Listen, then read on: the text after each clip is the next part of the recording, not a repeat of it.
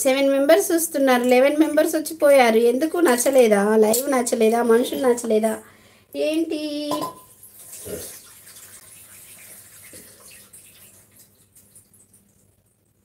Cake లేదు mummy. మరి ఇంటి దగ్గర ఏం స్పెషల్ వండుతున్నాను? నీ బర్త్డే స్పెషల్స్ ఏంటి? భోజనానికి పిలుస్తున్నావా నన్ను బేటా? పార్టీ లేదా బేటా? పార్టీ లేదా పుష్ప?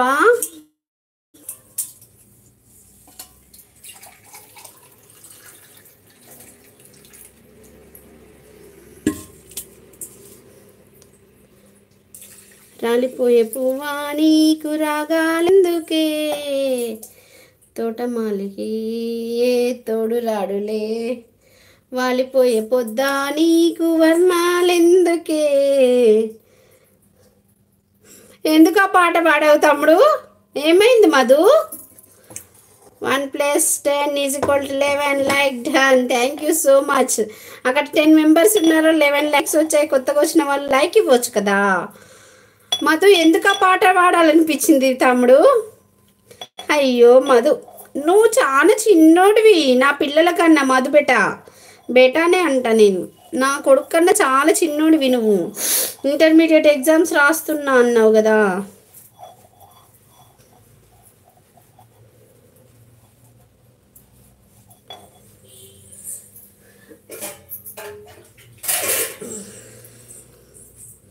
ఇంచుమించు నా బాధ అలాంటిది. ఏమైంది నాన్న?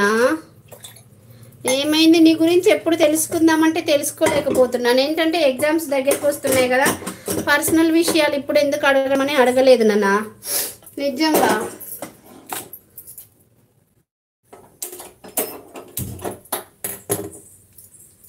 రాలిపోయే జుట్టా నీకు రంగే ఎందుకే అన్నట్టు ఏదో అయింది. కానీ నాకు తెలుసు, కొంచెం ఎవరో చెప్పిండ్రు లైట్గా నీ గురించి, కొంచెం చెప్పిండ్రు. కాకపోతే నేను అడుగుదామంటే నాకు పర్సనల్గా కొందరికి నచ్చదు కదా బేటా, కొందరికి పర్సనల్స్ చెప్పడం ఇష్టం ఉండదు కదా. ఆ ఉద్దేశంతో నేను అడగలేదు.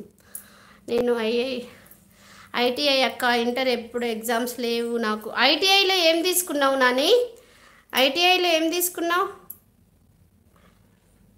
నా కళ్ళు, నేను ఎలా ఉన్నానంటే కళ్ళు ఫాస్టింగ్ అయిపోయింది అక్క. నేను పండగలు లేవు కదా, మర్చిపోయినావా తమ్ముడు నువ్వు? జశ్వంత్ టర్నర్. ఓకే ఓకే, నాకు అంత తెలీదు. బావకు తెలుసు, బావ ఐటీఐ చేసి డిప్లొమా చేశాడు కాబట్టి బావకి తెలుసు. బావ ట్రిపుల్ ఈ చేశాడు, మధు ట్రిపుల్ ఈ చేశాడు. రాలిపోయే జుట్టా నీకు రంగే. ఇంకా 1 ఇయర్ కాలే అక్క. కాలేదు నాన్న, జూలైలో అయిపోతుంది జశ్వంత్, జూలైలో అయిపోతుంది. జూలై వరకు నో ఫెస్టివల్స్ లేదు.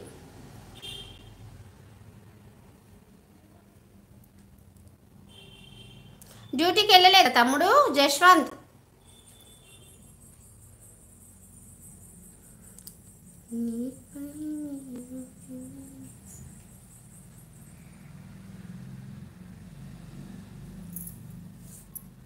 వచ్చాడు అయిపోయింది అక్క, వచ్చా. ఓకే మధు, ఏమైంది నాన్న చెప్పు నాన్న. నువ్వు నిన్ను చూడని కనులెందుకు, నిన్ను తలవని మనసెందుకు, నువ్వు రాని కలలెందుకు, నిన్ను పొందని నేనెందుకు, నీవే నా ప్రాణమైపోయాక, నీవే నా లోకమైపోయాక, నాలో నేను నీలో నిండిపోయా, నాకసలు నీవు నేను అను పదాలెందుకు. అవును కదా. కడుపు నొప్పి, అయ్యయ్యో.